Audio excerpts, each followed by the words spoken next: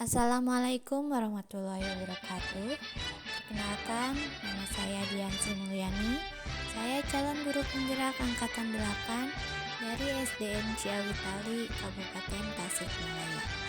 Pada kesempatan ini, saya akan memaparkan tugas 1.1.A.8 koneksi antar materi tentang kesimpulan dan refleksi materi modul 1.1. Kesimpulan dari pemikiran Ki Hajar Dewantara adalah yang pertama, pendidikan itu menuntun. Pendidikan dan pengajaran menurut KHD adalah hal yang tidak dapat dipisahkan.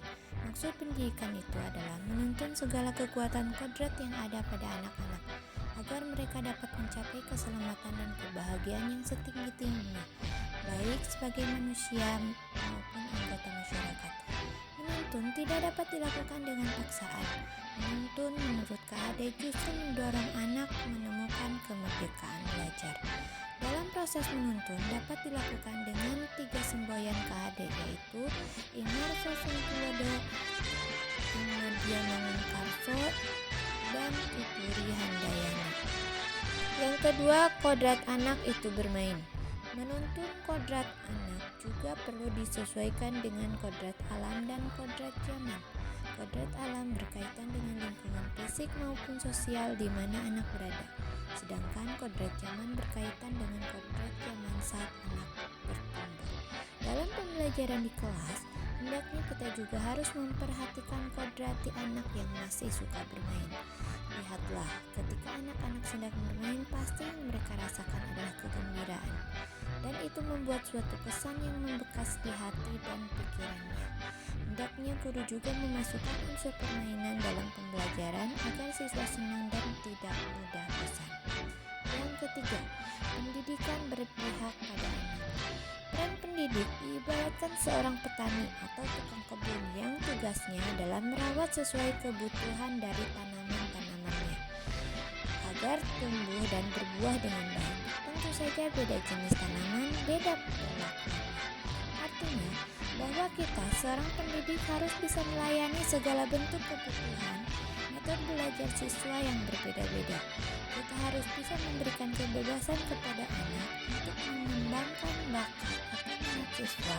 Tapi kebebasan itu bukan berarti kebebasan mutlak.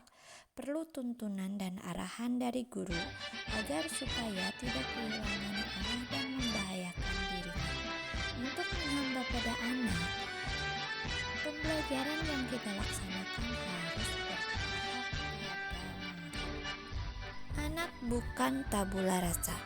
Anak bukan kertas kosong yang bisa digambar sesuai keinginan orang dewasa. Anak lahir dengan kekuatan kodrat yang masih samar-samar. Tujuan pendidikan adalah menuntun anak untuk menebalkan garis samar-samar agar dapat memperbaiki lakunya untuk menjadi manusia seutuh. Saya melakukan refleksi dengan menjawab 3 pertanyaan.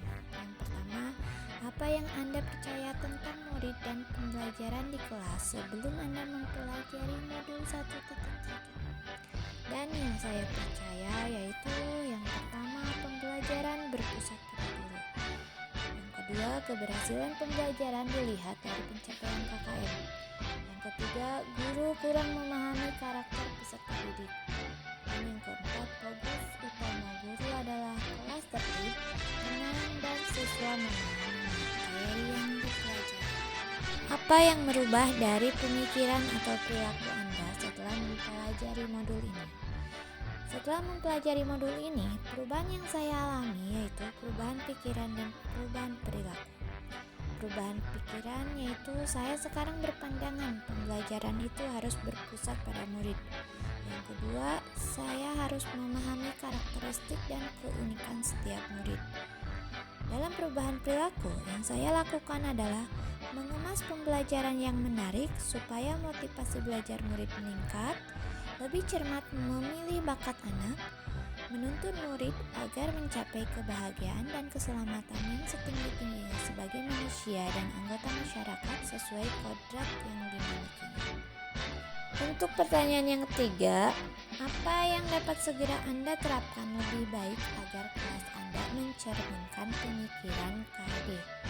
Yang saya terapkan di kelas agar mencerminkan pemikiran KHD yaitu memfasilitasi murid agar berpartisipasi aktif dalam pembelajaran, membiasakan murid untuk berkolaborasi, kreatif dan kritis, serta menciptakan situasi nyaman dan aman bagi mereka belajar, merancang dan melaksanakan pembelajaran dengan mengintegrasikan potensi lingkungan sekitar murid. Berikut adalah dokumentasi yang menggambarkan pembelajaran di kelas yang mencerminkan pemikiran Ki Hajar Dewantara yang telah saya lakukan.